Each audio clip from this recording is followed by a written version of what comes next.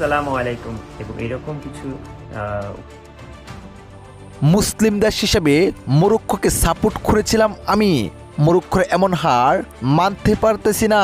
মরক্কোর এমন বিদায়ে লাইভে এসে রীতিমতো একই বললেন বাংলাদেশের ক্রিকেটার মুশফিকুর রহিম। প্রিয় দর্শক, বিশ্বকাপে মুসলিম দেশ হিসেবে টিকে রয়েছিল মরক্কো, তবে মরক্কোর বিদায়টিও শেষ পর্যন্ত হয়ে গেল। আর রইল না বিশ্বকাপে মুসলিম কোনো দেশ। মুসলিম দেশ হিসেবে মরক্কো কোয়ার্টার ফাইনালে উঠেছিলেন। প্রতিপক্ষ হিসেবে ফ্রান্স পেয়েছিলেন। ফ্রান্সের বিপক্ষে প্রথম আর্ধে দুর্দান্তই খেলেছিলেন আশরাফ হাকিমির দল। ফলে প্রথম আর্ধে কোনো গোল হজম না করলেও দ্বিতীয় আর্ধে দুর্দান্তভাবে ভয়ঙ্কর রূপে ফিরে আসেন ফ্রান্স। এমবাপ্পে 60 মিনিটের গোল, ডাম্বেলের 66 মিনিটের গোলে শেষ পর্যন্ত হারতে হয় মরক্কোর। এদিকে মরক্কোর এমন হার কোনোভাবেই মেনে নিতে পারলেন না বাংলাদেশের ক্রিকেটার মুশফিকুর রহিম।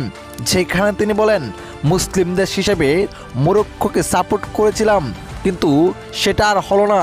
বিশ্বকাপ থেকে বিদায় নিল মরক্কো, আর রইল না মুসলিম দেশ হিসেবে বিশ্বকাপে আর কোনো দল।